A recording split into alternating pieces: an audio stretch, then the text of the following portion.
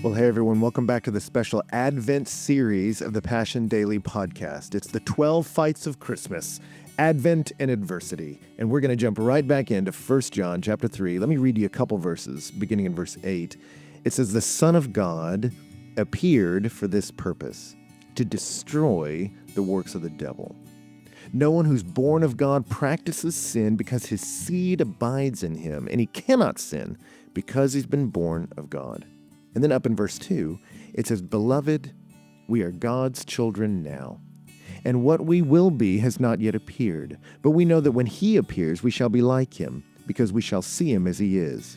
And everyone who thus hopes in him purifies himself as he is pure." The historian Herodotus tells the story on the eve of the Battle of Thermopylae, the great battle of the 300 Spartans against the countless hordes of the Persian Empire. Tells the story of one soldier coming to Dionysius, a Spartan lieutenant, who's trembling and says to him, "I heard that the archers fire so many arrows in their volley that it blocks out the sun." And as he reported this to the Spartan on the eve of battle, Dionysius said to him, "Oh, good, then we'll fight in the shade." And that was a famous historical story, and it sounds like bluster of just a soldier saying, "Oh, good, we'll fight in the shade," because they're arrows. You're like, come on, man, really? You're about to die. And yet, if you look at the Spartans, they are famously some of the most ferocious warriors in human history. So you go, this isn't just bluster. There's something to the fight potential in a Spartan. How could they be so brave in the midst of such overwhelming odds? Stephen Pressfield's an author who wrote a famous book, Gates of Fire, that's a historical fiction talking about the Battle of Thermopylae and how the Spartans could fight so bravely. And his book has become standard reading in a lot of military circles because it answers that question, why do we fight? And how do you fight the fear inside so that you can fight the battles outside?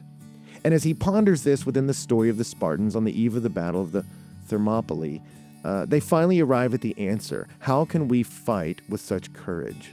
And the answer is love. Love. Love for our brothers, love for our families, and then love for our king. Because the way Leonidas, the king of the Spartans, would fight is he didn't stand in the back and send his men to go die for him. He led the pack. And they would watch their king charge into battle for them. And when they saw him do that, it would motivate them to fight. He's fighting for us, so we want to fight for him. And there's a principle there that the greatest fighters know what it is to be fought for. When I see someone fighting for me, then I want to fight too. And I don't know if that's really true of the Spartans or not, but it is true of you and me.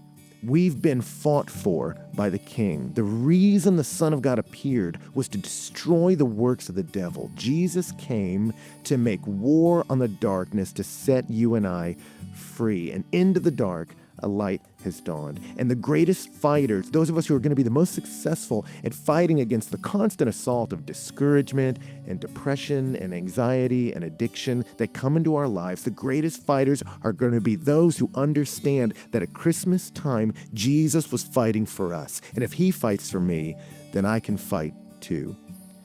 We see this in data statistics with children.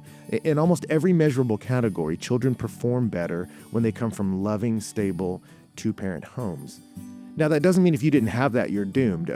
Sin has broken so much in this world, and God is redeeming people from all kinds of broken places, and some of the most beautiful people I know came from very broken backgrounds, so don't lose hope. But still, you see that people who were raised in loving environments tend to perform better. They overcome adversity better. It's those who know they've been fought for, saw a parent choose them, prefer them, help them, lean into them, are less likely to give up on themselves. The greatest fighters know what it is to be fought for.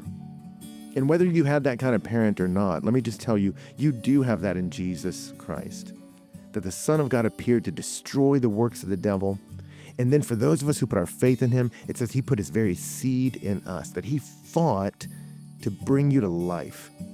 And then it says in this passage, we read it in verse 2, he calls us beloved.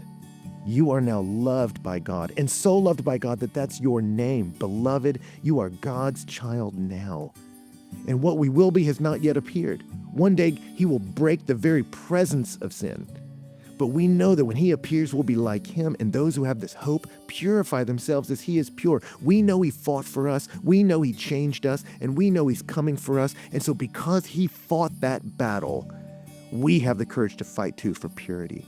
Purity in our thinking. I'm not going to let negative thoughts bring me down. I'm not going to believe lies. Purity in our activity. I'm going to pursue holiness. Why? Because the Holy One pursued me. The greatest fighters are those who believe they've been fought for.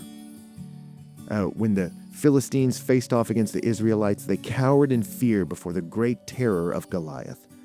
But when David stepped out and beat that huge enemy of Goliath, do you remember what the Israelite army did? They shouted the war cry, and they drove the Philistines out of their land.